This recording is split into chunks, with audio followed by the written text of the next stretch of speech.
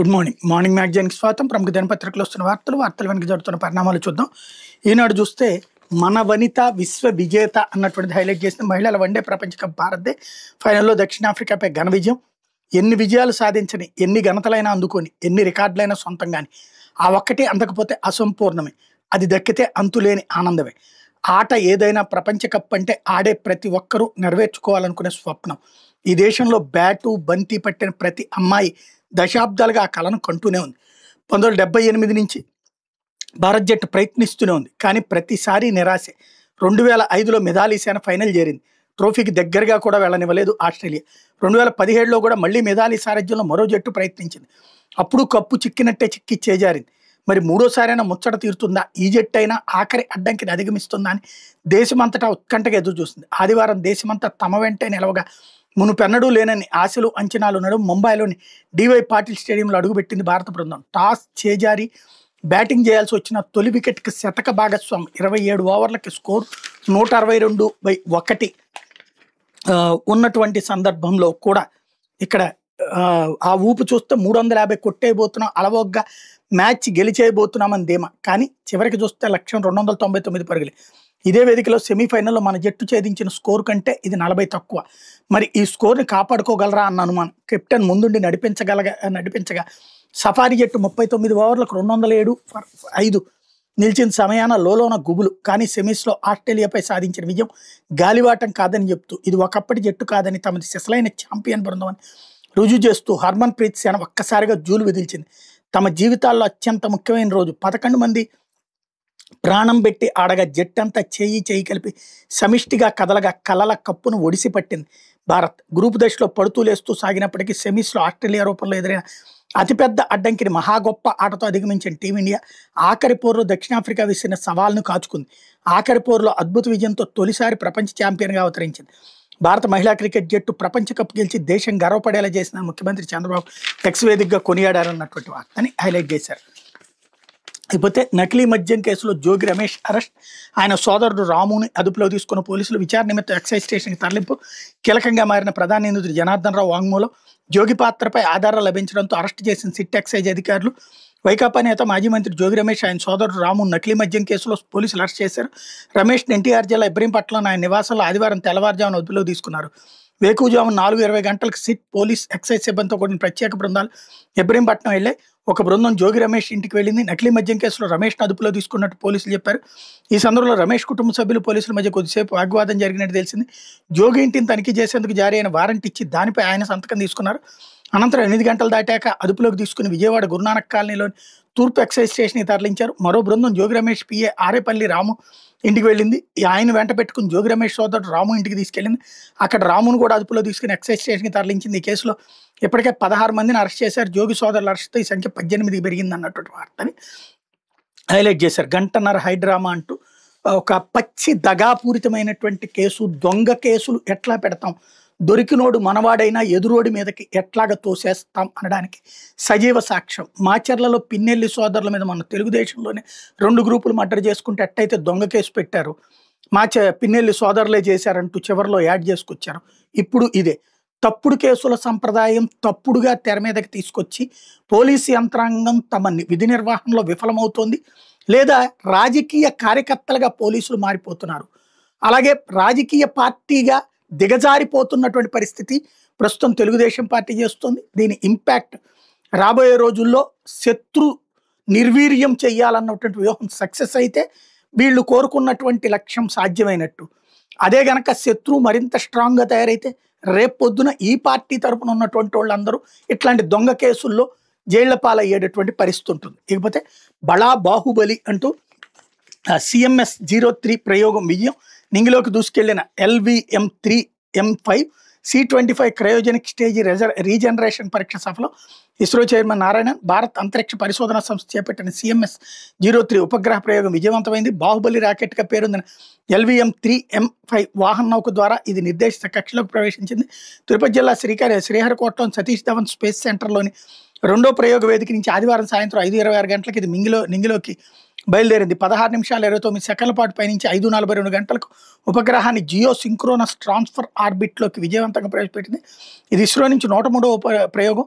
ఈ శాటిలైట్ 15 ఏళ్ల పాటు కమ్యూనికేషన్ సేవలు అందించనుందని ఇస్రో చైర్మన్ నారాయణన్ వెల్లడించారన్నట్టు హైలైట్ చేశారు. అయితే ఆలయాల పరిస్థితులపై అధ్యయనం.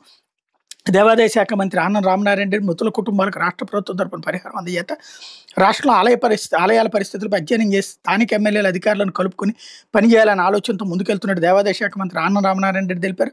శ్రీకాకుళం జిల్లా కాశీబుగ్గలో తొక్కిసలాట జరిగిన ఆలయ పరిసరాలను ఆదివారం పలాస ఎమ్మెల్యే గౌడ్ శ్రీతో కలిసి మంత్రి పరిశీలించారు. పలాస ప్రభుత్వ ఆసుపత్రిలో చికిత్స పొందుతున్న ప్రమాద బాధితులతో మాట్లాడి ప్రభుత్వం అంటగా ఉంటుందని భరోసా ఇచ్చారు. బాధిత కుటుంబాలకు రాష్ట్ర ప్రభుత్వం తరపున చెక్కులు అందజేశారన్నట్టు వార్తని హైలైట్ చేశారు. లేకపోతే తప్పుడు ప్రచారం చేసిన వారిపై చర్యలు. విశాఖ రేంజ్ డీఐజీ గోపీనాథ్ జెట్టి కాశీబొగ్గలో జరిగిన తొక్కిసలాట్ల ఘటనపై సమగ్ర విచారణ జరుగుతోంది. దర్యాప్తు పూర్తయ్యాక వివరాలు వెల్లడిస్తామని విశాఖ రేంజ్ డీఐజీ గోపీనాథ్ జెట్టి తెలిపారు. ఆదివారం జిల్లా పోలీస్ కార్యాలయంలో అధికారులతో సమావేశం నిర్వహించి ఒక ప్రకటన విడుదల చేశారు. ఘటనను వక్రీకరించి కొందరు సామాజిక మాధ్యమాలు అసత్య ప్రచారం చేశారు. ఆ పోస్టుల్ని తీవ్రంగా పరిగణించి లొకేషన్ ఆధారంగా వారిపై చట్టపరమైన చర్యలు తీసుకుంటామన్నారు. శ్రీకాకుళం ఎస్పీ కేవీ మహేశ్వర రెడ్డి ఆధ్వర్యంలో సమగ్ర దర్యాప్తు జరుగుతోందన్నారు అన్నటువంటి వార్తని హైలైట్ చేశారు. లేకపోతే రాకాసి అల మృత్యు వల అంటూ మైపాడు బీచ్లో 3 యువకుల దుర్మరణం. తుమ్మలపేంట తీరంలో చేపల వేటకు వెళ్లి మత్స్యకారుడి మృతి. పొట్టి శ్రీరాములు నెల్లూరు జిల్లాలో తీవ్ర విషాదం చోటు చేసుకుని జిల్లా పరిధిలోని తీర ప్రాంతాలు ఆదివారం జరిగిన వేరువేరు ప్రమాదాలు 4 మృతి చెందగా చెరువులో పడి మరొకరు గల్లంతయ్యారు. నెల్లూరు కోటమెట్టకు చెందిన హుమయూన్ సమీద్, నారాయణ రెడ్డిపేటకు చెందిన తాజీ 3 స్నేహితులు.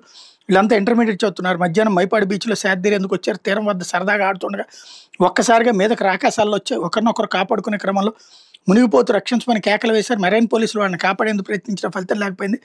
విగతజీవులుగా మారిన యువకులను ఒడ్డుకు చేర్చారు. మృతదేహాలు నెల్లూరు ప్రభుత్వ ఆసుపత్రికి తరలించారన్నటువంటిది హైలైట్ చేశారు.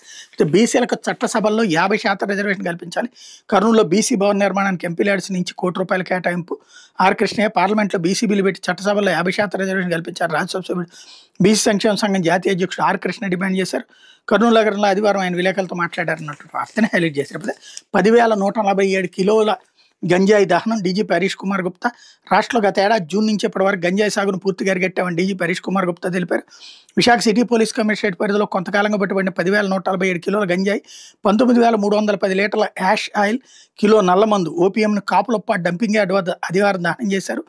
ఈ కార్యక్రమానికి హాజరైన డీజీపీ గుప్తా మాట్లాడుతూ తాజాగా పట్టుబడిన గంజాయికి సంబంధించి 533 కేసులు 1,435 మంది నిందితులుగా ఉన్నారని చెప్పి వెల్లడించారు. వీళ్ళలో 712 మంది విశాఖ జిల్లాకు చెందిన వారు కాక 332 మంది ఇతర జిల్లాల వారు, 391 మంది వివిధ రాష్ట్రాలకు చెందిన వారు ఉన్నట్టు పేర్కొన్నారన్నట్టు హైలైట్ చేశారు. ఇక్కడే తాము చెప్తున్నది అబద్ధం అని తెలియట్లేదా? విశాఖలో మొత్తం క్లియర్ చేశామని చెప్తున్నారు. ఇప్పుడేమో అక్కడ వాళ్ళని అరెస్ట్ చేసామంటున్నారు. మరి ఎక్కడి నుంచి వచ్చింది గంజాయి అంటే అబ్బాయి ఒరిస్తా నుంచి. ఎందుకు ప్రజలను మోసం చేయడం? గంజాయిని గట్టిగా కంట్రోల్ చేస్తున్నామని చెప్తే అయిపోతుంది కదా. లేకపోతే సాక్షి భారత నారి జయబేరి అన్నటువంటి వార్తని హైలైట్ చేస్తుంది. కప్ కళలు కన్నా కళ్ళు, ఏళ్ల తరబడి ఎదురుచూపులు, మహిళా క్రికెటర్ల ఆశలు, అభిమానుల ఆకాంక్షలు, మువ్వన్నెల జెండా రెపరెపలు అన్నీ ఒక్క ప్రపంచంతో సాకారమయ్యాయి. 20 ఏళ్ల క్రితం 2005 సఫారీ గడ్డపై తొలిసారి ఫైనల్ చేరిన ఆస్ట్రేలియా దాడికి చెందిన భారత్ అమ్మాయిల కళ. 8 ఏళ్ల క్రితం 2017 ఇంగ్లాండ్ గడ్డపై ఇంగ్లాండ్ దెబ్బకు చేజారిన ద్వితీయ ప్రయత్నం ఎట్టకేలకు 3వసారి సాకారమైన సొంత గడ్డపై సొంత ప్రేక్షకుల మధ్య ఫైనల్ చేరిన భారత మహిళల జట్టుని ముంబై మురిపించింది. ప్రపంచ కప్ను సగర్వంగా చేతికి అందించింది. ఆదివారం జరిగిన టైటిల్ పోర్లో హర్మన్ ప్రీత్ కౌర్ నేతృత్వంలోని భారత్ 52 పరుగుల తేడా దక్షిణాఫ్రికాను ఓడించింది. షఫాలి వర్మ 87 పరుగులు 2 వికెట్లు, దీప్తి శర్మ 58 పరుగులు 5 వికెట్లు. ఆల్రౌండ్ షో భారత్ని జగజ్జాతం చేసింది. స్మృతి మందానాతో కలిసి భారత్ ఇన్నింగ్స్కి శుభారంభం అందించిన షఫాలి తర్వాత స్పిన్ బౌలింగ్తో విలువైన వికెట్లను తీసి ప్లేయర్ ఆఫ్ ద మ్యాచ్గా నిలిచింది. టోర్నీ ఆశాంతం భారత్ కప్ గెలిచేదాకా పోరాడిన దీప్తి శర్మకు player of the tourney award లభించింది.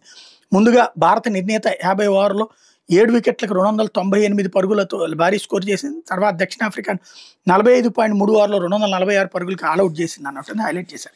అయితే ఏమార్చే తంత్రం పక్కా కుతంత్రం అంటూ ప్రభుత్వ వైఫల్యంతోనే కాశీబుగ్గ ఆలయంలో తొక్కిసలాట, 9 మంది భక్తుల దుర్మరణం. దీని నుంచి ప్రజల దృష్టి మళ్లించేందుకే తాజాగా డైవర్షన్ డ్రామా. జోగి రమేష్ అక్రమ అరెస్ట్. తుఫాను బాధిత రైతులను ఆదుకోవడంలో ప్రభుత్వం ఘోర వైఫల్యం. దెబ్బతిన్న పంటలు కొనేందుకు ఇన్పుట్ సబ్సిడీకి మెలిక.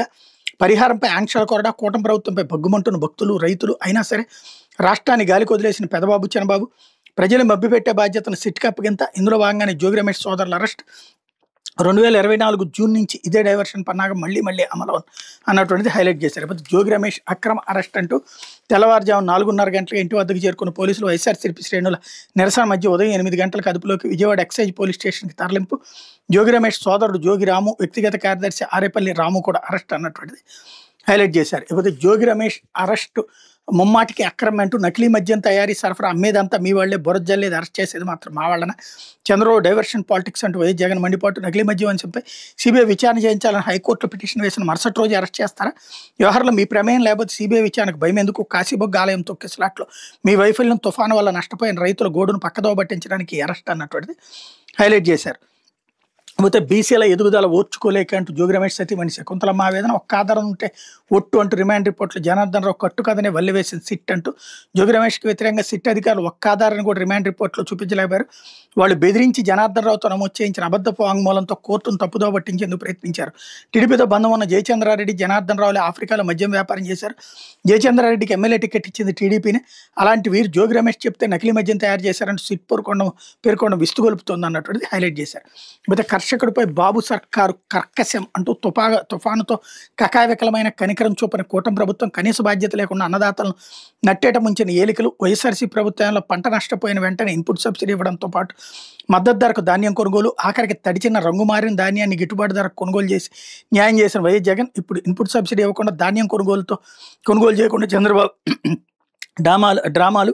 ఉచిత పంటల బీమాకు ఎగనామం పెట్టి రైతులకు తీవ్ర అన్యాయం, పెట్టుబడి సాయంగా ప్రతి రైతుకు 40,000 చొప్పున ఇవ్వాల్సి ఉండగా 5,000 విధించిన వైనం అన్నటువంటిది హైలైట్ చేశారు. అయితే ప్రైవేటు పేరుతో పలాయనం అంటూ భక్తుల భద్రతపై బట్టబయలని ప్రభుత్వ వైఫల్యం, ఆలయాల భద్రతపై అడుగడుగున నిర్లక్ష్యం, ప్రైవేట్పై నెపనెట్టడానికి శతవిధాల ప్రయత్నం. ఇందుకు పూర్తి భిన్నంగా జగన్ ప్రభుత్వ పాలన, దేవాదాయ శాఖ పరిధిలోని గుళ్లకు భద్రతా చర్యలు.